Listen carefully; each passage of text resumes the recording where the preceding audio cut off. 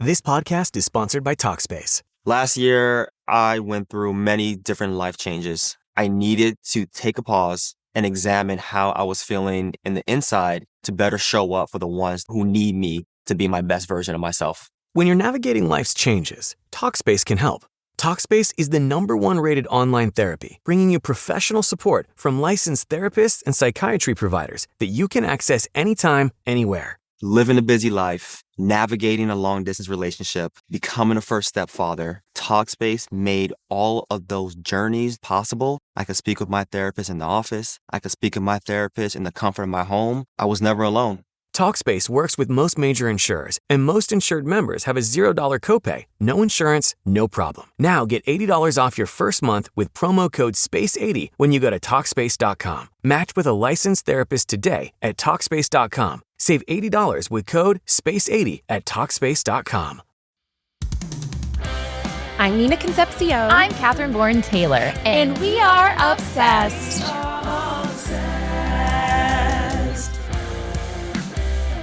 Obsessed is a comedy podcast about your hyperfixations, the ones that keep you up at night, hijack your group chats, or send you down a rabbit hole. Each episode, we deep dive and unpack the niche interests you just can't get your mind off of. No obsession is too weird when you're among friends. Friends, Babysitters Club. We talked about Babysitters Club in a previous episode, and I forgot to mention that Kate Nash has an incredible cover of the Babysitters Club theme. Really? Yes, it came out in like 2014 or something, and Absolutely. it's like, what is it called? It's like, come and meet your friends. Oh, Babysitters Club. It's really good. I'll have to listen. Yeah, you'll have to. Wow. Okay. Hello. Hi, everybody. Hi. Thanks for joining us again today. Wow. It's nice to be here. Yeah, it's always a good thing. Yes. It's a positive, I would say. It's a positive. What are you obsessed with this week, Katherine? I know that we have a slight difference of opinion when it comes to Taylor Swift, but I was listening to All Too Well, the 10-minute version. That's so good. On the car ride over here. And I was like, this song goes so hard. Yeah. It is actually like, I was getting chills, like really like listening to the lyrics. Mm-hmm. And yeah, I don't know. I'm like obsessed with that song anew, the 10-minute version specifically. It's so good. When it came out, the 10-minute version, it's the only song I listened to, over and over and over. It's so good. It really is so good. When she's good, she's good. I'll tell you that. She can turn a phrase. She can turn a phrase. She can turn a phrase. She can capture like a certain feeling in a certain time in your life so well.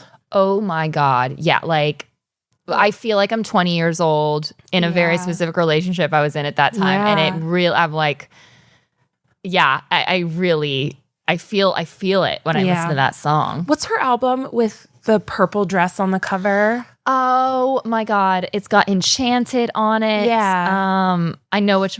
Speak Now. Thank you, Andrew. Speak Now. Speak Now. When I was dumped in Ireland by my boyfriend of the time, on the way home, this was back, I guess it was on an airplane. I got bumped up to first class. Shut up. And all I did was listen to that album the whole way back from Ireland to Philadelphia. You're just listening to Speak Now after getting dumped in Ireland. How did you get bumped up to first class? So my dad worked for what is now American Airlines, but it was U.S. Airways for years and years and years.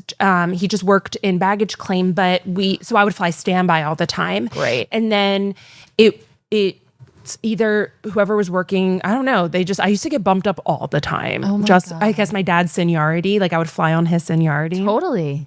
And it was amazing. I love flying first class. It's heaven. I've only flown first class 2 times in my life, and it is a joy. Yeah. Oh my God. It's unlike anything.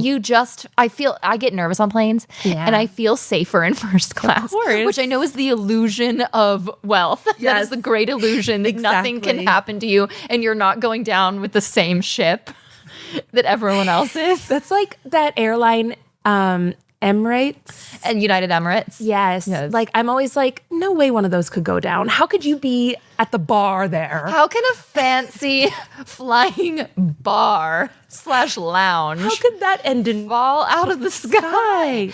I'll tell you what, they do. They do. Not often. And they can. Not often. It's safer to fly in an airplane than to drive in a car, Of course.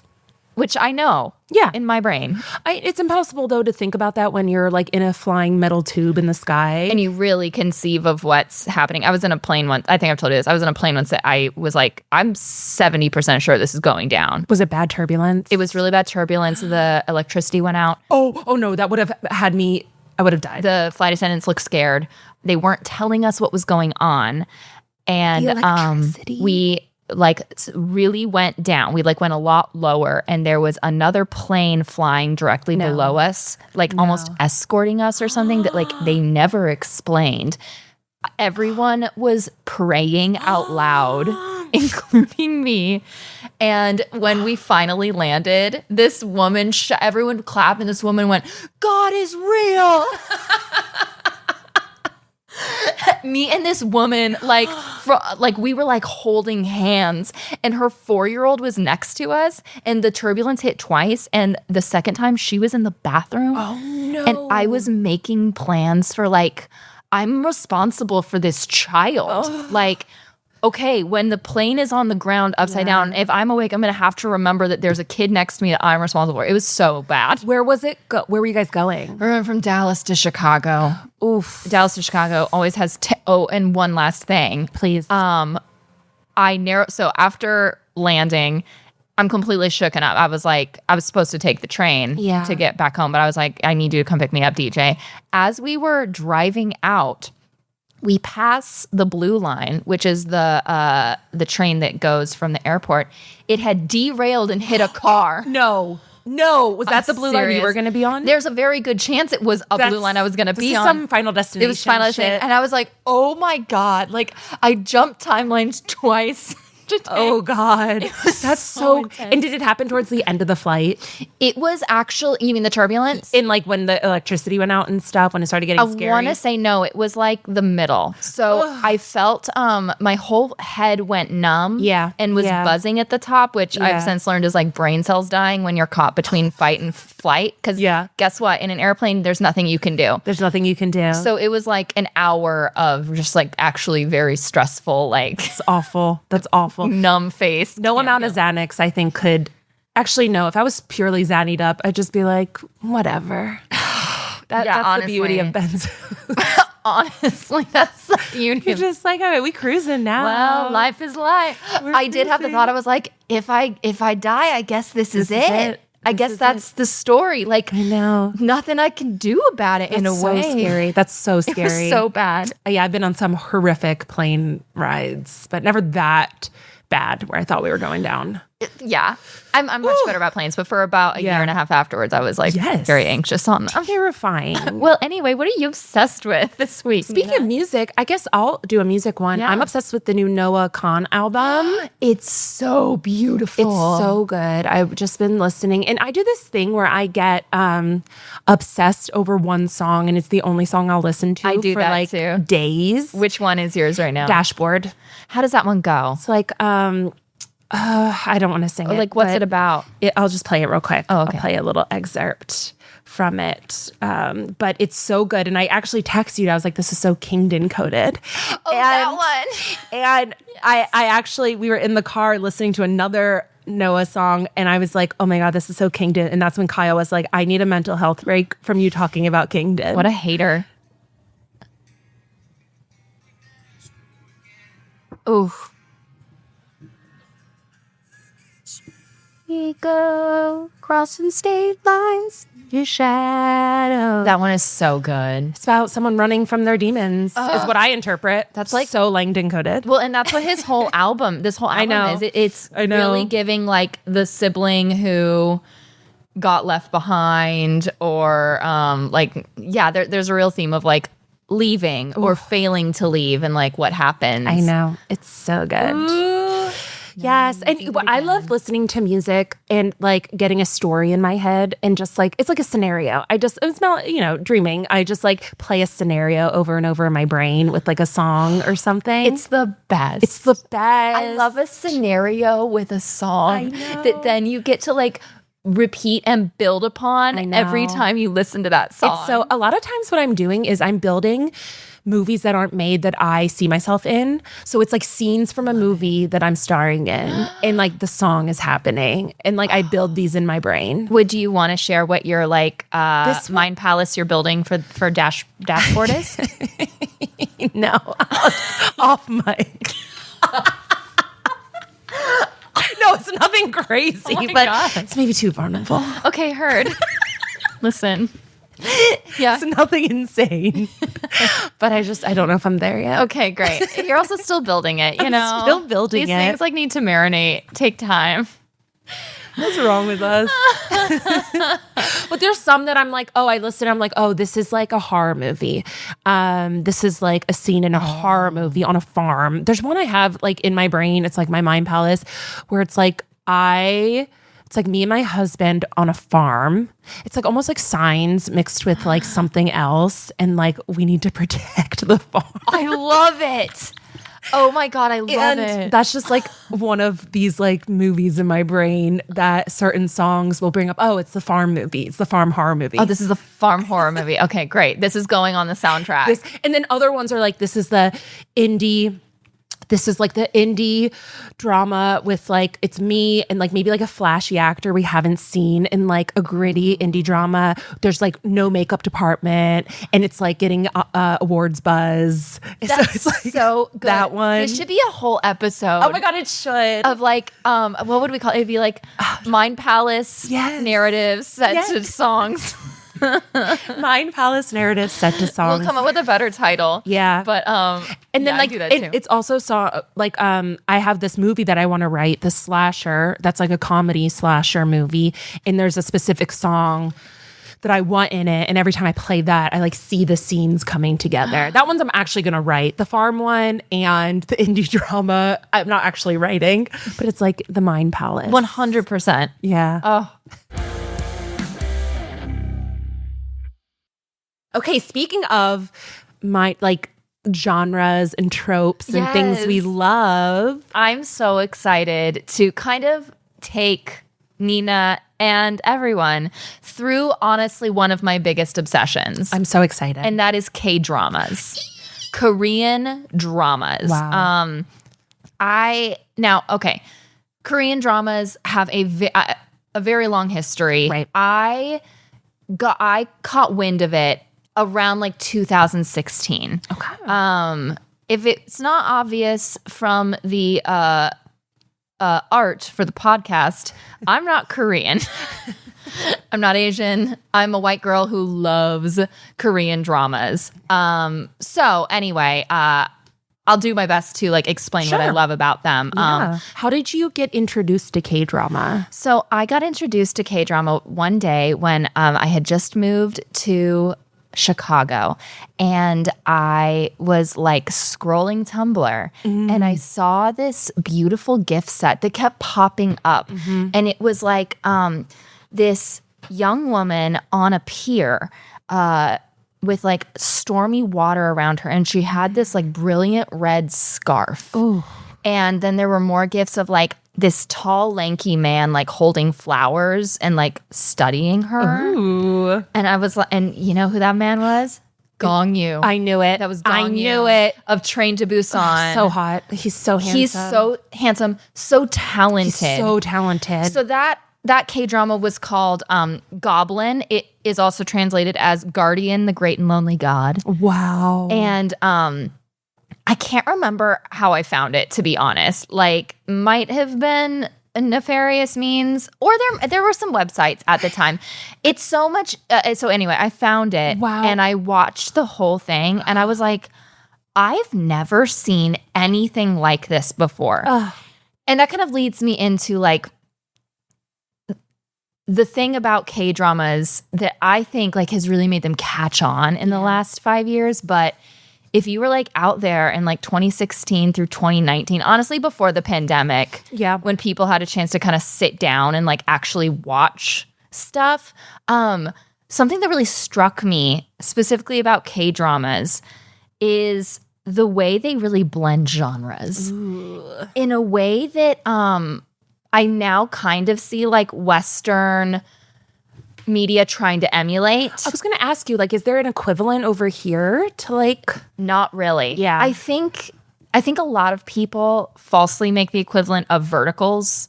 Oh, I see. Yes. And the only reason I think they do that is because verticals really lean heavily on tropes. Yes. There's a very specific like leading girl, leading guy. And that is similar to K-dramas. But I feel like when people equate the two, it's very like reductive to K-dramas because some of these things are like works of art. Yeah. And so, okay, I'll get into it. So some things that like K-dramas are working with is genre blending. Like you will get heavy slapstick comedy and like families torn apart and people weeping in the same 30 minutes. Wow. And at first, it can feel like whiplash, especially if you're like a Western viewer. Yeah. And I think that some viewers at first glance are like, this feels like corny. This feels like so broad. Mm-hmm. But when it's acting 101, like if it's rooted, if the performance is rooted, then you accept it as the world. And some of the best performances I've seen have been in K-dramas. Wow. From what I can gather, it's like you'll watch a K-drama and you'll be like, oh, that actor was in this like super serious feature that I also saw. Yeah. Like the guy in Past Lives, Taeyo, he like is in a K-drama, an enemies to lovers K-drama called Love to Hate You that is like quite broad in its comedy, but he is an amazing actor and so is actress. And so it freaking works. Yeah. So anyway, they dabble in tropes a lot. I have an entire spreadsheet with over 70 K-dramas I have watched. Did you create this spreadsheet? Yes, I have made the spreadsheet. I found out later that there's like a website that you can like track all your K-dramas. Oh, cool. It's called mydramalist.com. One day when I'm like ill, you know, taking a bed, you'll go on there. I'll go and I'll transfer all of it. But like, I love my spreadsheet. And I didn't realize there were just so many of them. I think that's another reason why they get like Westerners are like, oh, so it's like a vertical. There's like millions of them. And I'm like, actually, no. There's millions of shows everywhere. The reason why it feels like there's a lot of them is because these aren't like, generally speaking, they're not multiple seasons. Oh, really? No, they usually are between 12 and 16 episodes. And they tell the story in that time. Yes, beginning to end. Wow. 12 to 16 episodes. And that structure actually is so comforting and wonderful to me because it lends itself to like a traditional 3 or 4 act structure. This is why it makes sense that people are like, I watched so many. Because I'm like, how are you watching so many shows, multiple seasons? It's like, no, you can like blaze through. That's the thing. And if you're binging, like you can finish a K-drama in a week and a half. Absolutely. A 12 episode K-drama and they're like 45 minutes each. Honey, you can finish that like in a week and a half easy and then just move on to the next one. Wow. There's also very much this like matrix of K-dramas where once you start figuring out what you like, the actors you like, you can just go and watch their catalog. Wow. It's very consumer friendly. That's amazing. Which I do think is intentional. Yes. It's very consumer friendly, but like I know that I love Gong Yoo. Yeah. So therefore, like there's other K-dramas that I know I'm probably going to enjoy. Like, how many is he in? He's actually done less than a lot of them. Okay. He's a very serious actor. Yes. I want to say like a mainstream ones. Let's see. So Gong Yoo, who's the main guy in Train to Busan, I think that's where people generally know him from. Sure. He was a breakout K-drama star actually like 20 years ago with this one called Coffee Prince. Coffee Prince. I love the names, by the way. Oh my God. The names are so fun. That was really groundbreaking for the time. It had like a gender bending aspect. He fully falls in love with this girl thinking she's a boy, and he's like, I don't care. I like you. And at the time they don't have like the language for like non-binary pronouns, but this leading, I'm gonna call her woman, although I think the character now would easily be like they, them. She's like, I don't know what I am. I'm just me. Oh my God. And he's like, and I love you. So anyway, Coffee Prince was his big one. Okay. And I think there's been like 3 others. He's got one coming out. Wait, he's still doing them? Yeah, he's got a really big one coming out soon. I could be wrong that there's 4 that come to mind for me as like major ones. I'm sure he's done more. Wow. But like, so okay, he has usually been like the leading man, which means there's like a leading woman. And this is romance K-dramas I'm talking about. There's also like horror K-dramas. There's other genres? Oh, 100%. Wow. There's a lot of like kind of justice, like police force, mafia K-dramas. Wow. K-drama is a very broad term for just like Korean shows. Okay. But I personally love like romance K-dramas. And I do think that's like the affiliation that we tend to have, at least. Yes. The white girls of America, certainly. Love. Yeah. So yeah, like reliable setup. Okay. Reliable setup for the most part, which means that there's like a lead guy, a lead girl. Then there's usually secondary leads. And sometimes the secondary leads is like a third part of a love triangle. Okay.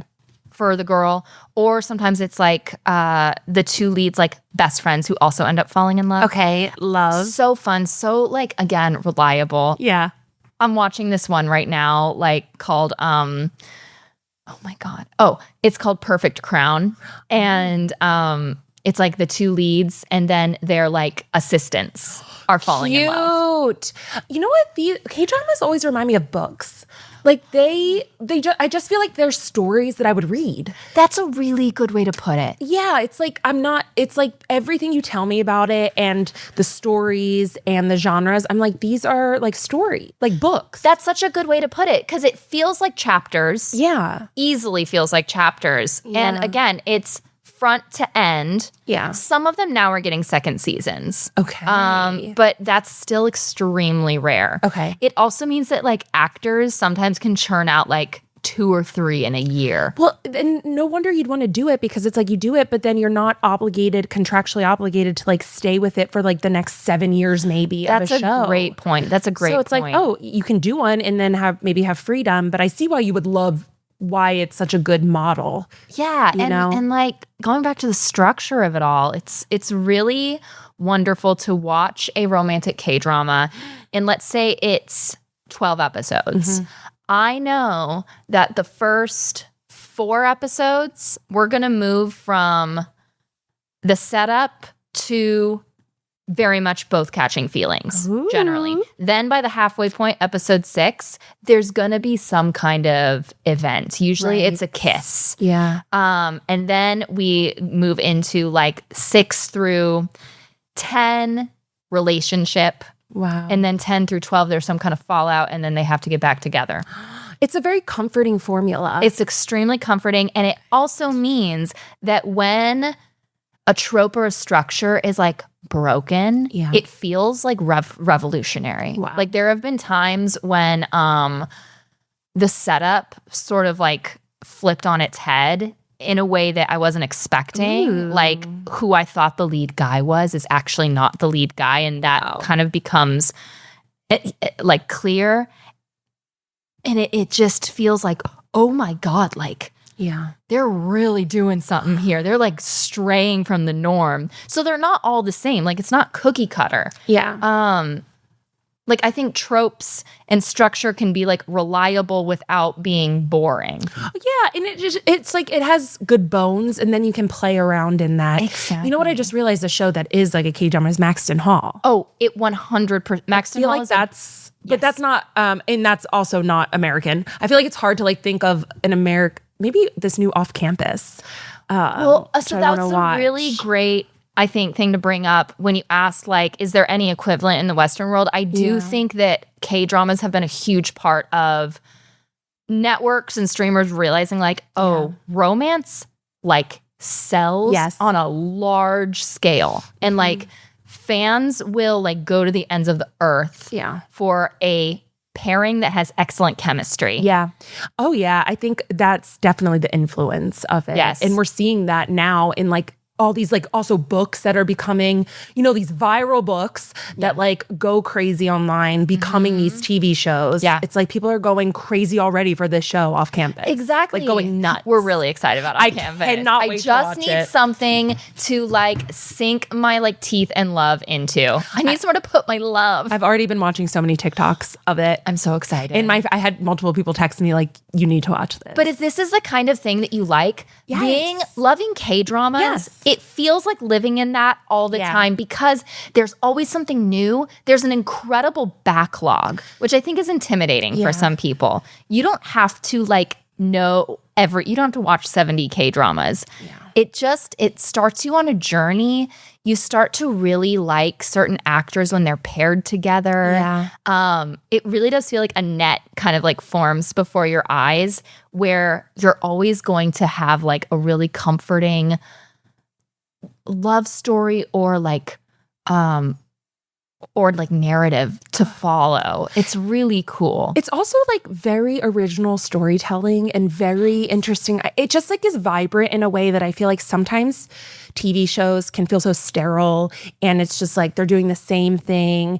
And I don't know, I think the beauty of K-drama romance is how, will you tell me some of these like freaking summaries, and I'm like, okay, so they're gods, and like there's like so many like there's so much things you can do. That's the other thing. Like I don't think you need 6 seasons to tell an intricate story. I've seen it done in like 12 to 16 episodes masterfully. Wow. Masterfully. Oh my God. Was there anything else I wanted to make sure I cover? Oh yeah, because I really need to know about some of your faves. Yes, absolutely. I did just really quick want to talk about the community aspect. So a really cool part of K-dramas for me has been like the world it's introduced me to and the people. Yeah. So when I found them in 2016, but I started like cranking through them through the pandemic. Yeah. And do you remember Clubhouse? Clubhouse. It was an app that had like a year and a half. Yep. Where everyone during the pandemic would just go in these like rooms and you would like talk to each other. Yeah. Through your voices. Yeah. And so I got very involved in these like K-drama Clubhouse rooms. And sometimes there'd be like 15 of us. Sometimes there'd only be like 6 of us. But we would be like chatting with each other. And a lot of them now are like K-drama influencers. One of them is that's so cool. doing a she leads like K-drama tours. Where? In through Seoul. Oh through my Korea. God, that's so cool. Yeah, she has like dual citizenship in Korea, and she's literally opened a full business. That's so cool. Nuna's Nunchi, that's what it's called. Oh my gosh. Yeah, so I've made like very dear friends. You've had them at Obsessed before. They've come to Obsessed. Yeah. They've even performed at Obsessed. Yes. And honestly, like folks who, based on like where they are in the world, who they are professionally, like ages, it's a very like diverse group. And I'm just really grateful for it. And so it's introduced me to just like a community of people kind of bonded by just liking something. And that's the best. It's so fun to find people who are also obsessed with what you're obsessed with. So then you can just live in this world and talk about it and bond over. Like, it's truly so fun. Yes, it's so fun. Yeah. It's so fun. And again, like when you're really in deep to a story, all you want to do is be like, oh my gosh, okay, so this thing. And it's just so nice to know you have like a group of people. It's so to fun. do that with. Yeah. Yes. Hello, Obsessed listeners. Hey, how would you feel about not just being a listener, but being an audience member? It's likelier than you think. Obsessed is a live show where we ask our favorite comedians to come on and talk about their own hyperfixations. And we have shows at Nico's in Atwater Village, Los Angeles on June 29th and July 20th. We'd love to see you. Follow obsessed_the show for more information. You can also catch Katherine's solo show, Bellingham Bay, at the Hollywood Fringe in June on June 6th, 19th, and 22nd. Stay obsessed. This episode is brought to you by Starbucks. That is fire. Whoa, that's good. This might be the drink of the summer. Okay, I like this one too. I'm rocking with it. Okay. Try it for yourself. Starbucks Refreshers Concentrates are coming home. Find them in the coffee aisle and make it yours. So let's go to the spreadsheet. Okay. Shall we? Let's do it. I'd love to, I'd actually love to do two things maybe. Okay, please. I'd love to talk about maybe some of my top 5. But then, Nina, I would love to build you a K-drama like starter pack, snack pack, maybe based on some tropes and things that you like. Okay, great. Okay. Obviously, my number one K-drama is Goblin or Guardian, the Great and Lonely God. It's my favorite of all time. It's beautifully shot. It's incredibly angsty with also such great humor. There's like giant questions of fate, like can you outrun your fate? Wow. I love angst too. So much angst. Magic, but like rooted in like modern day soul. It's like this kind of supernatural world existing on top of it, based around this like girl who can see ghosts and has been told all her life that she's the goblin's bride. Oh my God. What? And like ghosts will come up to her and be like, "You're the goblin's bride." And she's like, "Oh, I'm just trying to live my life. I'm like a poor orphan. Like, let me work my job at the chicken shop." Stop. And of course, one day, like, is he a ghost? no, he's the goblin. He's the goblin? He's goblin. She is destined to be his bride, but here's the thing, and this is the setup. This isn't a spoiler. The destiny of the goblin's bride is to pull out the sword in his chest that is eternally there and finally let him rest. Finally let him die. Because he has existed for thousands of years. He was a warrior in like Goryeo, Korea. What? And he cannot like he cannot die. They fall in love. But he really starts loving her. Oh no. It's so good. It's got an incredible bromance too. The goblin starts being roommates with a Grim Reaper, and who's super hot. There's an entire like network of Grim Reapers who basically like when someone has died, they walk up and they like record the time of death and they're like, "Okay, so follow me. I'm going to give you this tea to make you forget your life and then you'll walk up into heaven. Congratulations." This is so fun. No, it's so fun. I love it so much. The 2-second leads actually like were so like people were such fans of the 2-second leads that they ended up getting an entire spin-off show. Yes. And this is what I'm talking about. Like the 2 leads of Goblin, or the 2-second leads of Goblin, then got a whole second show called Touch Your Heart. And it was like a workplace comedy where she's like a star that works in his lawyer office to like study for a role. Just wait, she's a movie star that goes to a law office to study for a role. Yes. See, this is why I love them, because they all sound like fan fiction plots. No, it literally is. It's like these wild plots that like I feel like studio like Fox wouldn't like greenlight. No, but it's like, but fans are like, what if? And that's so fun. It ends up being like the best story you've ever read. That's so fun. So anyway, Goblin is incredible. This is a show that like the music. Oh, I didn't even talk about like the music in K-dramas. So like when a K-drama hits and there's like a song associated with it, that song becomes like a hit single as well. So like amazing, very well-known Korean musicians like do the song for the show. And this whole soundtrack of Goblin, just banger after banger. Love that one. So that's number 1 for me. Goblin. Oh, and you can watch Goblin, I believe, on the Viki app, which is basically where a lot of K-dramas are. Viki, you know what? It may be available on like a Disney Plus now or something. Goblin is incredible. Okay. This next one is called The Red Sleeve Cuff. Oh. This is not a... Okay. God. The red. I don't think I've cried so hard. This is, you can watch it on Viki as well. I've never seen anything like it. It made me believe in art. Wow. It swept me away with the romance.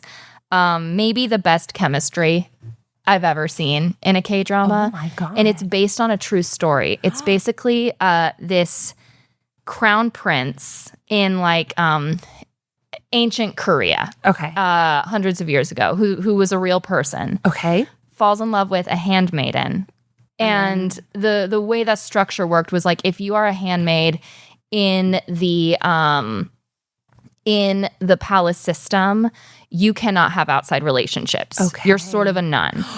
But he falls in love with her, and it's just this like really angsty, dramatic relationship because she doesn't want to be a concubine for him, but that's the only way they could be together. Mm-hmm. It really made me think about how like the patriarchy wounds men too. Wow. Actually, like he is like suffering because of his position as crown prince. And he wants to be with her. Does Does it ever go into modern world? No. No, so it's all like ancient. It's all ancient. Oh, and the historical K-dramas is a real thing. Wow. There's always one running that takes place like during the Joseon dynasty usually. Okay. Yeah, it also really deals with like the place of women and like how women have had to like find power in their like subjugation. Yeah. Really beautiful. Oh my God. The red sleeve cuff. The red sleeve cuff. It's so beautiful. I'm truly obsessed with these titles. They're so specific. Oh, well, and they're also, to be fair, I know, just translated. translations. But I love the translation. I do too. It's so specific. The red sleeve cuff. Okay. This next one is actually 2 seasons. Oh. This was 2 seasons. A twofer. And listen, I was like, why does a K-drama have to be 2 seasons? This one had to be 2 seasons. They both deliver so hard. Alchemy of Souls. Ooh. It's available on Netflix. Incredible effects, incredible chemistry. There's like a body swapping element because the main girl is essentially a soul who like inhabits a body. Ooh. It's so good. Incredible world building. This one has a lot of magic. It's like mages in training. Wow. And how's the production quality and like special effects? Excellent. Wow. So good. All these ones in my like top 20, honestly, are just like excellent effects. Wow. Just so wonderful. It's a mage whose flow of energy has been cut off since birth until he discovers his true identity. And then he strikes a deal with this woman who to be his teacher / master in secret. But to the world, he's her master. Okay. And like, but actually like he bows to her in private. It's so good. Like really fun power dynamics. Top tier fantasy. Okay. Top tier fantasy. I'll do 2 more. Okay, great. So this is my like top 5. I love it. So that was Alchemy of Souls. Alchemy of Souls. Season 1 and season 2. Highly recommend. On Netflix? Yes, on Netflix. Great. Okay, second to last. One that I feel like I can speak on. It's called Business Proposal. Oh my God. What is this one about? It's on Netflix. Oh, hell Business yeah. Proposal. It's easily one of the best, if not the best rom-com I've ever seen. Love. It really has like a self-awareness about the tropes. Okay. It's also a K-drama that is based on a webtoon. Oh. And this is a real kind of like almost genre within like romantic comedy K-dramas, ones that are based on webtoons or comics. And webtoons specifically, are they erotic? Some are. Oh, okay. Some are not. Oh, I didn't realize. I thought they all were. No, Okay. no, Oh, no, definitely not. Although certainly there are. And what is it's like explain webtoon to me Yeah, again. a webtoon is like basically a graphic novel on your phone. Okay. That you honestly kind of like verticals. You buy by the chapter. Okay, that's what I thought. That's Yeah. what I thought. And a lot of K-dramas are based off of them. Okay, got it. And in my opinion, the best K-dramas based off of webtoons are ones that bring those elements in. Yes. So there'll be like little like cartoon hearts that like pop up. Like I love that. the way it's shot is very like it at times it can feel like whoosh whoosh whoosh, sort of how the frames of like a comic. Yeah, that's Look. very cool. So anyway, Business Proposal is this girl who like goes on a date with her friend's boss, goes on a date with her boss to stand in for her friend who is also rich, who like does not want to go on the date. And the boss is like, I'm going to marry you. I've decided. He falls in love with her like immediately. Well, he doesn't fall in love with her immediately. Oh. He's just like, I have to get married to get my grandpa off my back. Wow. And but the problem is that it's very like Never Been Kissed almost, where she's got this like alter ego. Okay. In the K-drama, she literally just puts on like a longer wig and like eye makeup, and she's like, he'll never know that I'm like a lowly like food scientist at his like food like conglomerate. Food scientist. But eventually he finds out it's just like such fun, zany antics, really romantic. Okay. Excellent chemistry, one of the best rom-coms. Okay, the last one that I really want to recommend is also, that one that I just said was called Business Proposal. Okay. Because he proposes to her. Oh, that's cute. As a matter of business. That's cute. That's a cute one, right? Yes, That's a I cute like title. it. Yes. Okay, this fifth and last one that I feel like I do need to highlight. Oh God, there's so many. There's literally like 15 that I could just run down that I haven't even said. And by the way, if you are a member at backdrop.fm, I'm going to put my spreadsheet on it for people to see. Smart. Which that's is so great. I'm just saying that's like a real research. And because I'm looking at it, you wrote so much about each one. I have been building this for over 7 years. That's insane, Katherine. And there's even some I haven't even added, and I've like ranked them. Oh, it's quite wow, it's very extensive. Quite a gold mine, if I do say so myself. Yes. So okay, the last one that I want to talk about is called Lovely Runner. I'm not sure why it's called Lovely Runner. The translation is I think there was something I missed in like the translation. Doesn't matter. This is one of the best K-dramas to come out of the last 3 years. Ooh. Lovely Runner is available on Netflix. It's one of those that gives you the setup and then pretty quickly like turns it on its head. Love. This is a tiny little bit of a spoiler, but I feel like it's important to kind of hook you. Mm-hmm. It's set up like she is like obsessed with him and he barely knows who she is. But you find out at the end of the second episode, which is just so smart because if you were watching this in real time, you would get like 2 episodes over a week and then you'd have to wait another week. So at the end of the second episode, you realize that he has actually like known exactly who she is and been obsessed with her the whole time. And it goes through like scenes that we saw from her perspective, but then we see them from his perspective. Like he's been like following her when she's like walking down the street. He like brings an umbrella like for her. Like he has loved her for so long. Wow. The setup is that he is a pop star. He's a huge K-pop idol. Obsessed. And she like is a fan. She's a huge fan. She went through a horrible accident after high school. Or no, in high school, she went through a horrible accident that like left her in a wheelchair. And it's been like his music that has really like it kind of turned it around for her. She's like, no, I have to like live my life. And so she's like very successful and she's just like her hobby is being a fangirl for him. She finds out that like one night he dies. And there's questions of like, did he do that to himself? Was he murdered? We don't know. She goes back in time. Oh my God. She finds his watch. It takes her back in time. This is like a universe jumping like love story for the ages. It's so good. Lovely Runner is so good. Incredible music because like he's a pop star. He's a pop star, and there's a song that like comes back around. Like this song that she loves ends up being very, very important throughout these like multiple timelines that they find themselves in. It's just so well done. That's so again, these stories are like so unique and big. Yes, and like interesting and intricate. They're so. That's the thing. Like.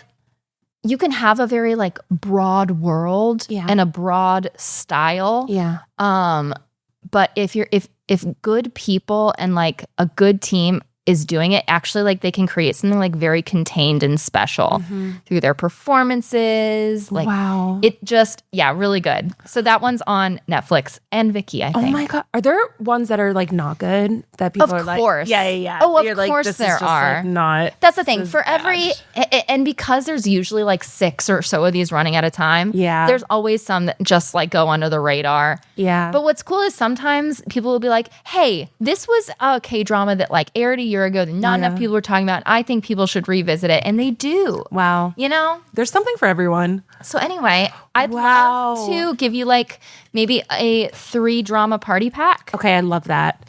So and I'm gonna write it down. I've got some questions, and I love doing this for my friends. Like, I've done this over drinks with people before. This is so fun. Where I'm like, tell me what you like. Okay. As if I'm like making some perfumes for you. Like, I'd love to know, Nina. The notes, what notes I want in there. Yeah, some notes, like some tropes you like. Maybe if you have like a hard no on stuff. Okay. Well, you know I love enemies to lovers, bully trope.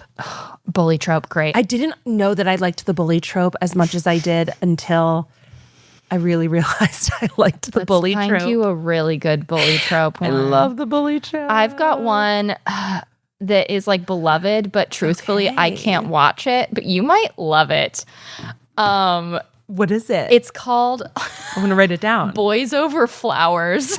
Okay, love Boys Over And it's literally so successful that Why it's can't you been watch it? Well, okay. Boys Over Flowers is so successful that it's been remade across, like, there's a Thai version. Whoa. There's a Chinese version. Yeah. And the guy who always plays the lead is usually an unknown who then becomes like a breakout star. Great, love it. I will be honest that Boys Over Flowers, this is from, I want to say like 2000. I'm actually going to look this up because it's older. And it reads older to me. Okay. Boys Over Flowers. Wait. Boys Over Flowers. This is, and his hair looks so funny. It's from 2009. Okay. But this is like the bully trope K-drama. Okay. It's like a high school cool group. I think they're called like F4 or like A9 or something like that. They've got a name. And like when they walk into the fancy private school, it's like their celebrity. Everyone's like, oh my God. This new girl comes and she's like poor. She's there on scholarship. Of course. This like main bully guy, he immediately like becomes obsessed with her, but he hates her. Okay, love. It's like Max and Hall. Yeah, because she sees through him. Yes. And I think at one point he makes her like lick his shoe or something. No. It's like kind of intense. No. But don't and know like if she I gets like that. pushed in the pool. Oh my God, it's Max and Hall. It's Max and Hall. Actually, it's freaking Max and Hall. She gets pushed in the pool? She gets pushed in the pool by like one of his friends who's also in this group. But of course, then they all end up like loving each other. Again, the character development that happens across these things is really next level. So I would, they're called F4. I would actually love for you to watch Boys Over Flowers because it is a classic K-drama that actually it really helps to know about because other K-dramas then riff off of it because it's so iconic. Okay, love. So that's my bully trope recommendation for you. I'll see if I can think of some other ones, but yeah, okay, what else? I also love, I love, are there ones with like, where they're not in high school and like 100%. adults? Yeah, say more. There's So like an adult one. An adult one. Yeah. Yes. So I will say sometimes it is hard for me. Like I think Max and Hall is the exception for me. Mm-hmm. It's hard for me to watch like a teen show. That makes total sense. Like when the leads are in their teens, I'm like, I can't do this. Yep. You know? Okay, then I'm gonna here's a really good one. And I recommended it. Love to Hate You. Okay. It's with the guy from Past Lives. Okay. It's on Netflix. Okay. And if I recall, it's maybe like 8 episodes. Like it's a shorter episode order. So it could be a really good one. Love to Hate You. So the female lead, she is like a high-powered businesswoman. Oh, not this one. She thinks all men are scumbags.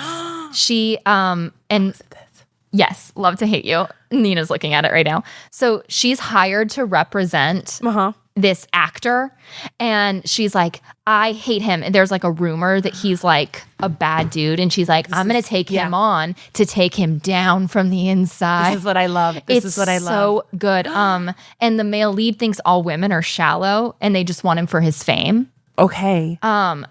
So they hate each other, and then they fall in love. Love to hate you. Extremely well acted, great chemistry, and the leads are older. That's what I like. They are in their late 30s. Okay, and so I would say it definitely reads as like a more mature K-drama. I like for that. sure. Okay, I'm gonna put that. I also think it's a really good it'll adapt your palate because it does have some like broad physical comedy. Okay. With a like really sultry romance. Okay. Both leads really have to like adjust their worldview when they meet each other. Oh. You would love to hate you, Nina. He's so cute, dude. too. He's so handsome. He is so talented. Okay, I'm gonna watch this one because it's on Netflix. Yeah, easy. Does DJ watch them with you? No, but he loves watching me watch them. Yeah, or he'll like, yeah. But he started when I am watching them, he'll be like, didn't that girl play the poor girl in the other one? Like he's started recognizing the actors. Of course. I'm gonna actually say Lovely Runner. Okay, great. That's Lovely an incredible Runner. time travel one. It does it so well. Like really simple rules that then kind of allow the main story to shine. I love it. And I'd also like to recommend one more to you. Okay, great. That I know you would love. It's called All of Us Are Dead. Oh, I've heard of this one. I think I've told you about it. It's a horror K-drama. Zombies or something? A zombie outbreak at a high school. Yeah. And you and Kyle like actually have to watch it, not as K-drama research, but just because you love horror. Okay, great. It's a like nationwide zombie outbreak happens, but it's centered around the experience of these kids at a high school. And it's so beautiful. It's so well done. It's one of the best like outbreak scenes I've ever seen. It like starts in a cafeteria and it's all one shot. I've definitely heard of this one. Is it on Netflix? Yes. I've seen it on Netflix. It's on Netflix. It's so well acted. And if so I know this because of the research I did, but apparently like in Korea there was this like ferry accident where a bunch of teens got stranded and were kind of essentially like abandoned by the government. Oh my God. And this is something that like has really affected like the spirit of the people there. And there's a lot of like allusions to that. I guess there's like shots of kids that are clearly like a callback to like what we now know these kids went through in real life. Awful. So it really has the depth. Yeah. Like it is a really beautiful show, and there's going to be a season 2. Ooh. And it's taken like 3 years. Wow. But I'm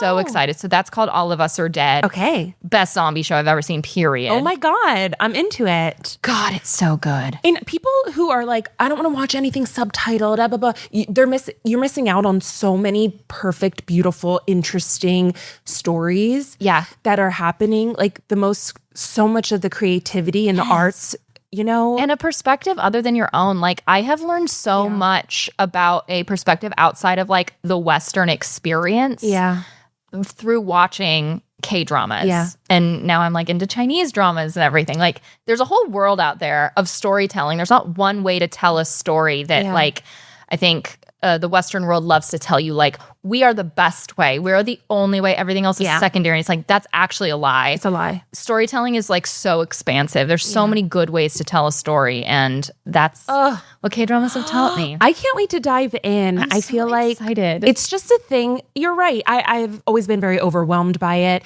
and just like I can't dive into K-drama because there's too many. And How where could do I I start? possibly? No, it's not a monolith. It's just a bunch of really good shows. I love that. I love that. I can't wait. Some really good K-drama podcasts that I do recommend. K-Drama School by Grace Young. Oh, who was on our show? She was on our very first Obsessed. Yay. She wrote a book called K-Drama School, and she also hosts a podcast. She's literally a professor. So I think cool. she teaches classes on K-dramas. Hell yeah. In Wisconsin or something. So yeah, shout out to her. Nuna's Noonchi is a really good one. And this is one that is not Korean led. They are all romance authors, so they come to K-drama watching with that perspective called Afternoon a Delight that I've actually been on. Wow. I've also been in Nuna's Noonchi before. Okay, fun. So yeah, those are some that I listen to that I really recommend. Hell yeah. Yeah. Well, this was so delightful. I cannot wait. Yeah. Thanks for letting me just yap about something that I love. But it makes sense why you love this genre. I feel like because you love stories. Yes. And why, like, big stories too. I do. You love an epic. I love a big world. You love a big world. You love world building. Yeah. You love world building. Yeah. And so I think it makes sense. And it's like, yes, that's what's so fun about, I don't know, shows, and I don't know. That's what's so fun about the arts. Yeah. If anyone wants like a K-drama recommendation, feel free to comment on the episode, and I'll do my best to like comment back, or like through the Backdrop Patreon. Again, if you're a member, fun. like I'm gonna have the spreadsheet there. I love recommending K-dramas to people. Love. Yes. Yay. Katherine, where can people find you?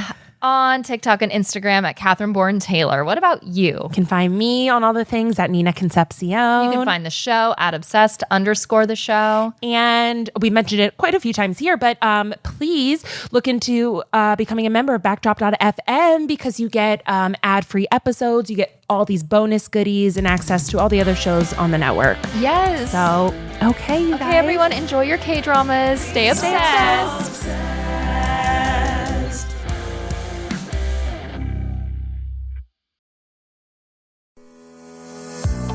From artificial intelligence to the gig economy to global volatility, the economy is changing at a dizzying pace. Enter the Managing the Future of Work podcast, the chart-topping and critically acclaimed podcast from Harvard Business School, hosted by me, Bill Kerr, and my Managing the Future of Work project co-chair, Joe Fuller. This show explores technology trends, demographic changes, the rise of the care economy, and many other forces transforming the landscape of work.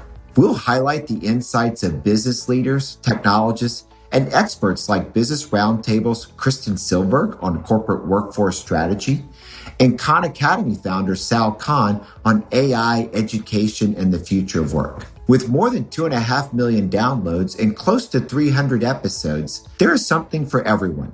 Follow HBS Managing the Future of Work on Apple Podcasts, Spotify, or wherever you're listening now.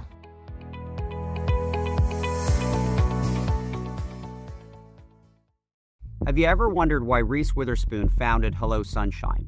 Or where Kevin O'Leary got his start?